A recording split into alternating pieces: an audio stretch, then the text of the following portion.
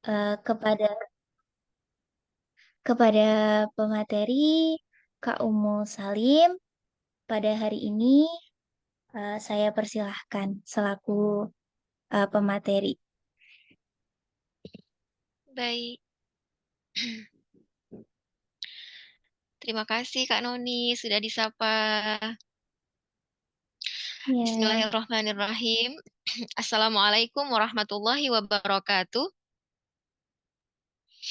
Waalaikumsalam warahmatullahi wabarakatuh. Alhamdulillahirabbil alamin. Allahumma shalli ala sayyidina Muhammad wa ala alihi wa sahbihi ajma'in. Allahumma inna nas'aluka ilman nafi'an wa rizqan thayyiban wa amalan muttaqabbala. Ya Allah, kami memohon ilman nafi'an, ilmu yang bermanfaat, wa rizqan thayyiban, rizki yang baik, wa amalan mutaqabbala, amal-amal perbuatan yang amal-amal soleh yang diterima. Baik teman-teman, alhamdulillah hari ini kita bisa berhadir di webinar dari Bacaan Media. Terima kasih kepada Kak Noni, kepada Mas Wahyu yang sudah memberikan kesempatan ini kepada saya ya yang bisa berhadir di antara teman-teman online pada malam hari ini dan di sini masih sore ya. Baik, kita kenalan terlebih dahulu ya, insya Allah karena kalau nggak kenal pemateri sepertinya gimana ya, ada yang kurang seperti itu ya.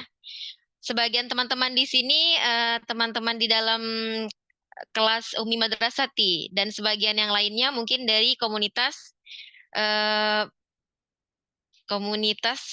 Mas Wahyu ya dan Kanoni, Masya Allah. Salam kenal semuanya. Saya Uswah Umu Salim, domisili Alhamdulillah sekarang di Mekah. Saya ibu rumah tangga di Umi Madrasati, yaitu ibuku sekolahku. Jadi Alhamdulillah beberapa tahun belakang saya mencoba untuk membuka ruang kepada para ibu atau calon ibu, baik yang atau kepada yang ingin menikah gitu ya, kepada akhwat yang ingin menikah. Jadi ruang Umi Madrasati ini adalah tempat di mana kita berkumpul sharing gitu ya. Nah, kemudian beberapa program juga di Umi Madrasati, salah satunya yaitu webinar para ibu seperti itu, seperti malam ini parenting. Salam kenal untuk semuanya, insya Allah semoga kita bisa bertemu. Dan sebelum kita mulai ke materinya, kita berdoa terlebih dahulu. Doa yang sering mungkin kita ucapkan, yang sering kita baca ya, yaitu Rabbana hablana min azwajina wa dzurriyyatina qurrata a'yun waj'alna lil muttaqina imama. Ya, doa itu pasti sudah dihafal oleh banyak dari kita ya. Yang artinya wahai Tuhan kami, anugerahkanlah kepada kami istri dan keturunan kami sebagai penyenang hati dan jadikanlah kami imam atau pemimpin bagi orang-orang yang bertakwa. Teman-teman, tema hari ini nggak jauh-jauh dari kehidupan kita, nggak jauh-jauh dari kegiatan kita sehari-hari, ya khususnya mereka atau khususnya teman-teman di sini yang sudah memiliki buah hati, ya. Tapi bagi teman-teman yang belum menikah atau yang baru menikah, ya, materi malam ini atau sharing malam ini bisa sebagai bekalan di dalam rumah tangga. Nah, jadi tema kita menjadi orang tua yang dicintai anak. Ya, ya, kata-kata cinta ini memang sesuatu yang bikin kita tersenyum, ya, karena cinta itu adalah kasih sayang. Siapa sih yang nggak mau disayang gitu ya? Siapa sih yang nggak mau dicintai seperti itu? Nah, beberapa materi yang akan Umu Salim jelaskan di sini ya, ataupun yang akan disampaikan kepada teman-teman, mungkin teman-teman sudah pernah mendengar, sudah pernah juga mendapatkan sebelumnya. Jadi bagi yang sudah mendapatkan ini adalah murojaah ya, ataupun mengulang yang sudah pernah didengar. Bagi yang belum sama sekali mendapatkan materinya nanti yang disampaikan, semoga ilmu ini bermanfaat untuk semuanya. Baik, sesuai dengan tema kita menjadi orang tua yang dicintai anak. Nah, pastinya sebagai orang tua, kita pasti ingin dicintai oleh anak-anak kita, ya. Di sini bukan berarti ketika kita mencintai anak-anak kita, lalu kita berharap seperti berharap pedagang misalnya ya mendapatkan sebuah keuntungan, bukan. Ya, cinta kita di sini kita menginginkan keluarga kita sakinah, mawaddah, warahmah, ya. Ketika cinta kita sebagai ibu, sebagai ayah kepada anak, maka kita menginginkan anak itu juga mencintai kita dengan ridho dan ikhlas. Bagaimana kita mencintai mereka dengan ridho dan ikhlas.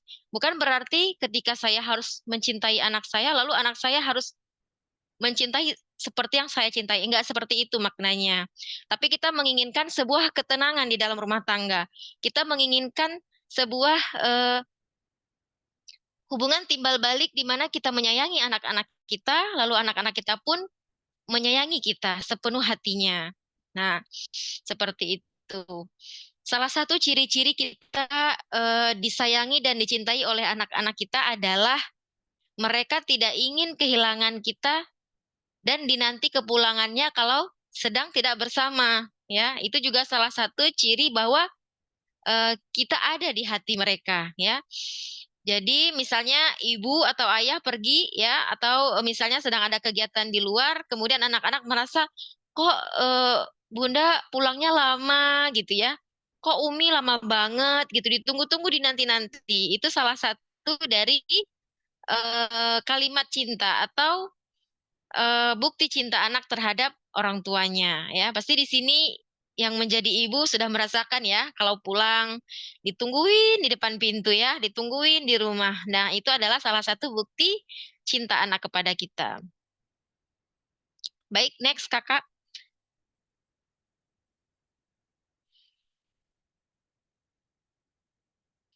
Nah, di sini sebelum kita dicintai ya, maka kita terlebih dahulu mencintai. Ya, nggak mungkin kita mengharapkan ada feedback ataupun ada timbal balik kasih sayang anak kepada kita, sedangkan kita membatasi sayang kita kepada mereka. Ya, jadi sebelum kita dicintai, kita terlebih dahulu mencintai mereka. Nah, sedikit sebelum masuk ke dalam ini, membahagiakan anak tidak ada batas waktu, ya. Membersamai mereka dari masa kanak-kanak ataupun saat mereka remaja, bahkan sampai dewasa. Kita yang sudah jadi ibu-ibu atau yang mau menikah di usia 20-an ke atas, kita sangat masih menginginkan orang tua kita itu memanjakan, ya. Maka sebagai anak, kita juga rindu masa-masa di mana orang tua kita bisa duduk dekat dengan kita, memberikan nasihat seperti itu ya. Maka membersamai mereka atau membersamai anak-anak itu tidak ada batas waktu dari mereka lahir, remaja sampai dewasa. Orang yang sudah menikah pun masih menginginkan, masih membutuhkan nasihat-nasihat dari orang tuanya. Baik. Kemudian jangan sampai kita menjadi orang tua yang nyebelin. Ya, nyebelin itu apa? Kehadirannya itu bikin anak nggak nyaman gitu ya. Kehadiran kita itu bikin anak nggak apa? Nggak nggak leluasa seperti itu ya teman-teman. Nah, sebentar.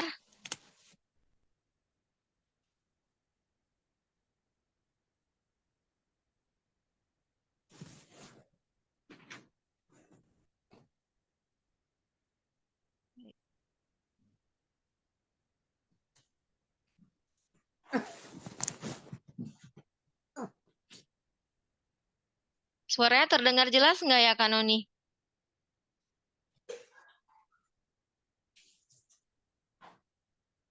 Gimana teman-teman? Suaranya jelas nggak? Terdengar ya? Baik. Iya. Nah, pengaruh pendidikan orang tua, ya, pengaruh pendidikan orang tua terhadap anak. Apa yang kita tanam di masa kecil menjadi modal hidup seorang anak di masa mendatang. Nah, kita yang seperti ini berarti ada latar belakang pendidikan orang tua kita yang menjadikan kita seperti ini, ya. Ada tipe orang mandiri, ada tipe orang sangat cepat sedih seperti itu ya. Nah, itu adalah salah satu pengaruh dari beberapa pendidikan di masa kecil, ya. Tapi secara langsung ya, secara tidak langsung kita juga belajar bagaimana menyikapi hidup. Seandainya memang apa yang diajarkan, apa yang kita dapatkan di masa kecilnya kurang maksimal, maka kita boleh belajar dan berproses untuk menjadi yang lebih baik. Nah, seperti itu. Kemudian nextnya pengaruh pendidikan orang tua. Nah, ada nggak ya pengaruh gitu ya? Atau mungkin setelah lahir anak ya udah besar aja gitu, besar aja secara otomatis berjalan aja seperti air mengalir. Nggak seperti itu yang diinginkan oleh Islam. Tapi yang diajarkan kepada kita adalah ada pengaruh tarbiyah, ada pengaruh pendidikan orang tua di dalam kehidupan anak-anak. Anak-anak akan belajar dari apa yang ia dengar dan dari apa yang ia lihat, ya, dari orang-orang terdekatnya, ya. Misalnya seorang anak melihat bagaimana perilaku ayah terhadap dia, perilaku ibu terhadap ayah, perilaku kakak terhadap ibu, seperti itu. Jadi yang pertama anak-anak lihat itu yang ada di depannya. Dia nggak mungkin mencontoh keluarga Fulan, enggak. Dia nggak mungkin mencontoh keluarga sepupunya yang di kota yang lain, nggak mungkin. Yang dia akan lihat adalah apa yang ia dapatkan dari eh, kalangan terdekatnya, orang-orang terdekatnya. Baik, sedikit dijelaskan ya.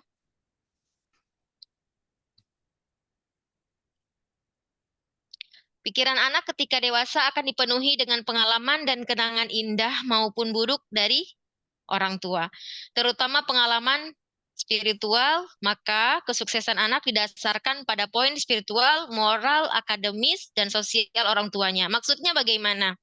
Ya, ketika orang tua mengajarkan pendidikan agama sebagai dasar, maka insya Allah ada filter di diri anak, ada saringan di diri anak. Kemudian lagi ada moral, ya, yang dimana al-adabu qoblal ilmi, ya. Moral itu juga adab, sopan santun. Ketika kita sudah mengajarkan bahwa adab itu sebelum ilmu, maksudnya apa? Pinter banget seorang anak, pinter banget seorang manusia, jika adabnya di nomor sekian, maka kurang berarti, ya. Oleh karena itu, perlu pengajaran spiritual juga moral. Akademis juga perlu didampingi. Kenapa? Karena dengan dia belajar dan dia memahami, maka insya Allah dia bisa membentengi diri dari hal-hal yang negatif. Kemudian ada sosial, sosial orang tua. Maksudnya apa sosial orang tua? Di zaman yang serba gadget seperti ini, kadang-kadang jam makan bersama itu sudah habis dengan memandang layar masing-masing. Ya, banyak kita lihat fenomena seperti itu.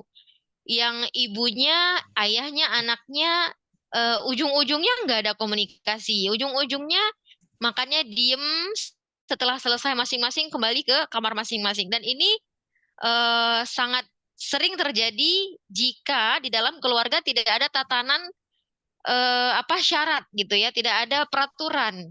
Nah, bahwa sosial ke orang tua ini dari sisi komunikasi, dari sisi tindak tanduk seorang anak kepada orang tuanya, maka coba kita perhatikan apakah anak kita semakin jauh ya, ataukah anak kita ini dekat dengan kita. Seharusnya ketika bersama tidak ada gadget di antara kita, begitu ya. Next, 5 hal yang membuat anak merasa dicintai.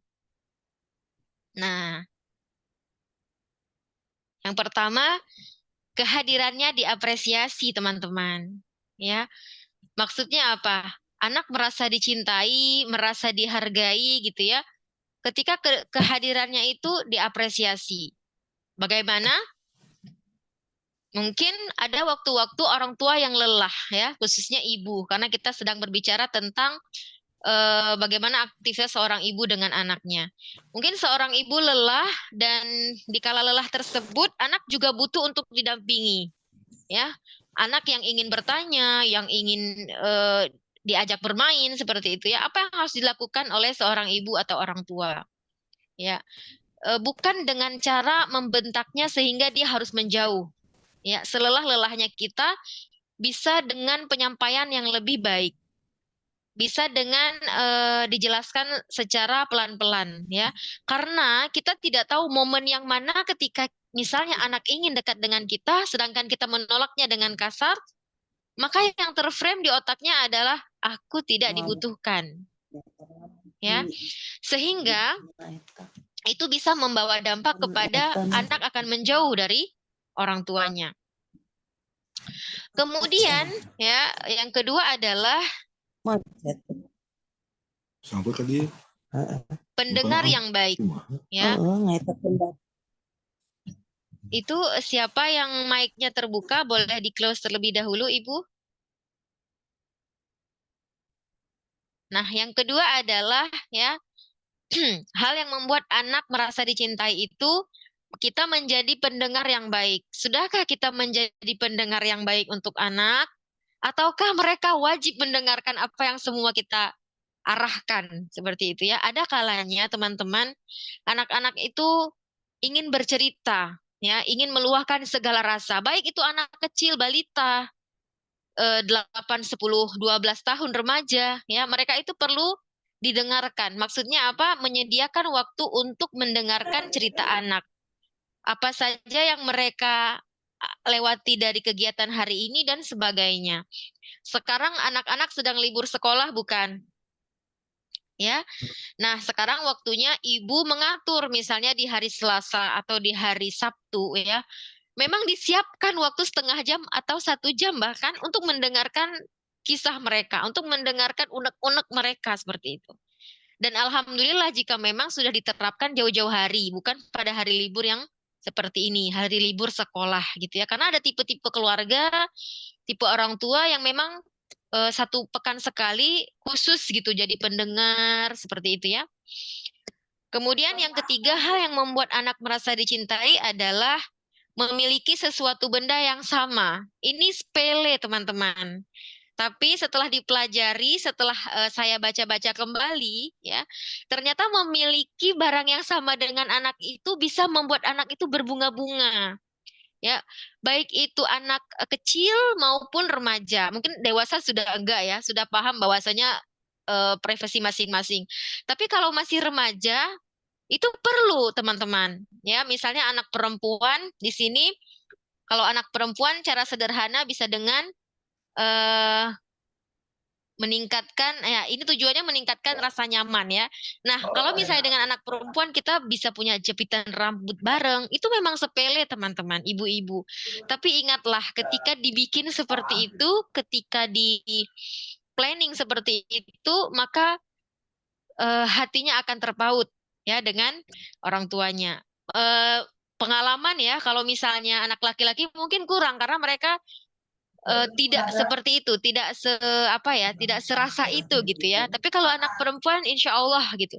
Nah, jadi teman-teman kalau misalnya yang ada bermasalah dengan sedang bermasalah komunikasi dengan anak perempuan ataupun bagaimana ingin memulainya gitu ya dari kecil, coba deh cara tersebut ya. Jadi seakan-akan anak itu memiliki bestinya ya, memiliki temannya seperti itu. Kemudian yang keempat adalah bagaimana membuat anak merasa dicintai, memberikan kesempatan kepada anak untuk menentukan pilihannya, teman-teman. Nah, ya, eh, pasti di sini sudah ada yang praktek ya ke anaknya dari usia 3 tahun memilih baju sendiri, memilih sendok sendiri, ya, memilih sepatu yang mana, warna kaos kaki yang mana. Itu salah satu metode untuk menghargai anak, ya, memberikan kesempatan kepada anak sehingga dia merasa, oh ternyata aku boleh juga ya milih gitu. Oh ternyata pilihan aku juga bagus ya gitu. ya. Jadi teman-teman saya yakin sih pasti sudah ada yang praktek seperti itu. Akan tetapi ini lebih ke tidak semua yang anak inginkan itu salah. Ya, memberikannya ruang untuk menentukan keinginannya adalah cara agar anak yakin kita bisa dan bersedia menjadi support system kepada mereka. Ya, karena tidak ada orang lain yang ingin mensupport anak kita 100% seperti kita orang tuanya. Ya, maka berikan ruang dan kesempatan kepada anak untuk memilih dan memberikan pilihannya. Selama itu nggak keluar dari koridor. Jadi kita kadang-kadang harus mengalah demi anak-anak itu bisa memilih pilihannya, ya. Tapi dengan catatan tidak keluar dari koridor usianya, seperti itu. Yang terakhir, bagaimana menumbuhkan cinta, berterima kasih atas segala capaian dan prestasi. Nah, sekarang waktunya sudah bagi raport, ya, sudah bagi apa namanya nilai, ya. Apakah ibu-ibu sudah melihat dan menyatakan cinta dan kasih sayang berterima kasih kepada anak? Nah, prestasi bukan saja soal nilai dan ranking. Banyak sekali prestasi lain non-akademik yang bisa kita syukuri dan diapresiasi. Bagi ibu-ibu, teman-teman yang masih punya balita, ya di bawah usia 5 tahun atau anak di usia 8 tahun, ya, itu sangat sangat sangat dianjurkan untuk memuji anak seperti itu, ya, diapresiasi. Saat anak berhasil menulis dengan tulisan yang rapih misalnya, ya, kita boleh memujinya gitu, ya. Jangan sungkan untuk memuji anak. Kenapa? Ternyata power terima kasih kita kepada anak itu, ucapan terima kasih kita kepada anak itu menjadi sebuah power, menjadi sebuah baterai yang akan penuh kembali gitu, ya. Jadi kita apresiasi. Pasti beda ya anak yang sering diapresiasi dengan anak yang didiamkan begitu saja. Itu sangat terlihat jelas. Kalau misalnya di PAUD, ya, karena Umu Salim juga pernah di PAUD, ya, pernah ngajar, kita akan melihat perbedaan anak-anak yang dilepaskan oleh orang tuanya saat sekolah dengan ucapan eh, terima kasihnya orang tua atau dengan ucapan apa semangatnya orang tua, gitu ya. Terima kasih kakak sudah mau belajar hari ini. Ibu pulang dulu ya, belajar yang baik. Itu beda dengan anak yang hanya dianterin didiamin aja gitu, ya. Kita akan melihat wajah yang berseri-seri ketika anak itu memang diapresiasi gitu, ya, diterima kasihi gitu oleh orang-orang terdekatnya, khususnya orang tuanya. Saat anak bisa membereskan kamar, orang tua boleh memeluk dan mengucapkan terima kasih. Sering-seringlah kita peluk anak, ya. Kalau di ilmu apa psikologi, ya, 8 kali minimal sehari. Apakah kita sudah mencapai 8 kali sehari? Memeluk anak seperti itu, ya. Tapi kalau sekali sehari juga nggak apa-apa. Yang penting anak tidak hilang, ya, tidak hilang kasih sayangnya, ya, dengan cara dipeluk ataupun diucapkan terima kasih. Kemudian di saat anak menang dari perlombaan atau dari ajang kompetisi, itu juga perlu kita ucapkan terima kasih, ya. Walaupun tidak semua anak berani untuk maju dan mengikuti perlombaan, dan itu nggak masalah. Itu tidak masalah, ya. Akan tetapi ketika ada anak yang memang berani ke depan, pede untuk sebuah pencapaian lomba, itu maka kita apresiasi. Dan itu akan menumbuhkan rasa di mana dia bangga terhadap orang tuanya karena orang tuanya eh, bersyukur, ya, senang seperti itu dan mengakui bahwa dia itu mampu seperti itu. Beda memuji dengan berterima kasih, ya, karena memuji juga ada level-levelnya. Ada yang memang levelnya sangat di luar batas, ya, memuji dengan jadi anaknya nanti jadi takabur, itu tidak disarankan. Tapi ketika misalnya berterima kasih dan mengutarakan memang anak itu ada bakat, ada keberanian dan sebuah keberhasilan, maka itu membangun jiwa-jiwa yang optimis, ya. Kita bisa melihat anak-anak yang optimis yang dimana ketika misalnya diberikan sebuah tanggung jawab, dia merasa bahwa saya coba dulu deh gitu, ya, nggak mudah yang aduh saya nggak bisa nih ngumpet gitu, ya, lari gitu dari panggilan gurunya misalnya, ya, ataupun misalnya nanti ada lomba azan nih di komplek gitu, ya, enggak mau ikut, beda seperti itu, ya. Jadi tanamkan bahwa keberanian anak itu perlu, ya, makanya kita perlu memuji anak, abang bisa kok gitu, coba dulu deh, Nanti urusan menang atau enggak, lanjut ke babak selanjutnya apa enggak, itu enggak masalah gitu ya. Jadi support di awal itu diutamakan, teman-teman. Nah, satu ya, ketinggalan tadi dimasukin ke dalam PowerPoint ya, berdoa di depan anak, teman-teman. Dan ini adalah rumus yang sudah diajarkan oleh Rasulullah Sallallahu Alaihi Wasallam dari kejadian Usamah bin Zaid dan Hasan, cucunya Rasulullah Sallallahu Alaihi Wasallam, bahwa Rasulullah mendoakan mereka berdua di depan mereka berdua, gitu ya. Ada kalanya berdoa di belakang anak, ada kalanya memang kita harus berdoa di depan anak. Maksudnya berdoa seperti apa? Nah, berdoa di sini, ini poin keenam sebenarnya ya, yang tertulis hanya 5. Berdoa di depan anak ini akan membuatnya yakin bahwa orang tuanya memiliki harapan yang baik pada dirinya. Ya, dikisahkan dari kejadian Usamah dan Hasan, ya, Hasan cucu Rasulullah. Eh, Rasulullah Shallallahu Alaihi Wasallam pernah mengambilku, kata Usamah, ya, dan mendudukkanku di atas pahanya kaki Rasulullah serta meletakkan Hasan juga.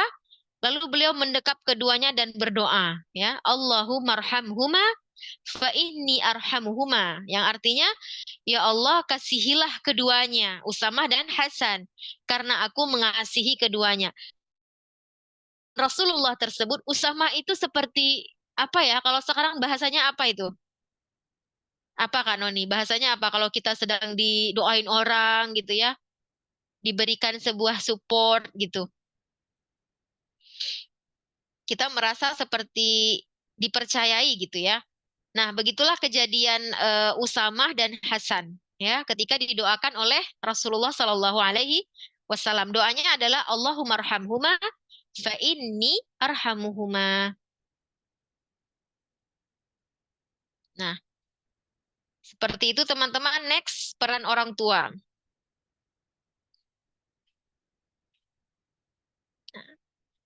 Sebelum masuk ke peran orang tua, ya ada sebuah cerita teman-teman. Ya, ada sebuah cerita juga dari eh, sahabat yang tadi yaitu Usamah bin Zaid. Ada yang tahu siapa Usamah bin Zaid?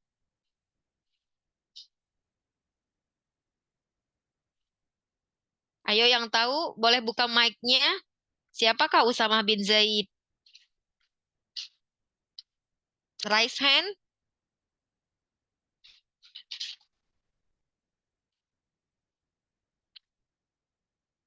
Tidak ada yang tahu? Atau boleh tulis di pesan. Oh, mic-nya di close otomatis ya.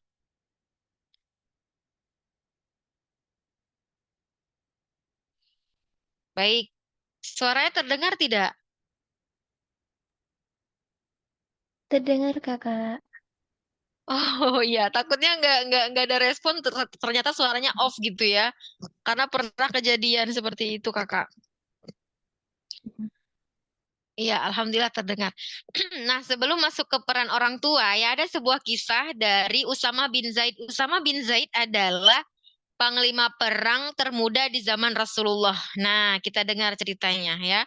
Bagaimana apa apa sifat positifnya beliau yang dimana hasil dari cinta putra angkat Rasulullah. Naam. Baik, siapa ini? Nah, jadi kisah Usamah bin Zaid ya, panglima perang termuda di zaman Rasulullah. Dikisahkan oleh Muhammad bin Sirin. Muhammad bin Sirin ini zaman sahabat. Mengatakan di mana di masa pemerintahan Utsman bin Affan ya, harga sebuah pohon kurma itu mencapai satu pohon kurma itu mencapai 1.000 dirham. Ya, kalau kita rupiahkan mungkin sekitar 43 sampai 45 juta gitu ya, satu pohon kurma. Nah, kisahnya apa?